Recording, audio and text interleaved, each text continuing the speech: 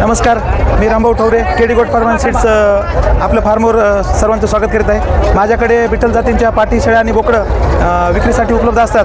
आता मी तुम्हाला बिठ्ठल जातीच्या शेळीचे वैशिष्ट्य सांगतो. बिठ्ठल जातीला कसं ओळखायचं? लांब कानं आणि त्याचा जे रोमन नोज असतो तो पंचमार्क, हे जे रोमन नोजचा पंचमार्क असतो. पुन्हा त्याच्यानंतर त्याची शिंगा जे जागच्या जागी पाठीमागे मुडलेले असतात. त्याच्यासोबत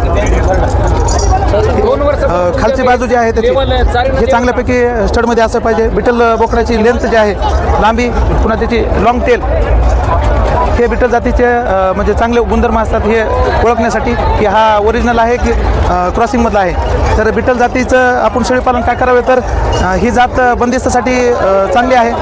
प्लस त्याचं वजनवाढ जे आहे ते बंदिस्तमध्ये चांगल्यापैकी वजनवाढ भेटतं आपल्याला.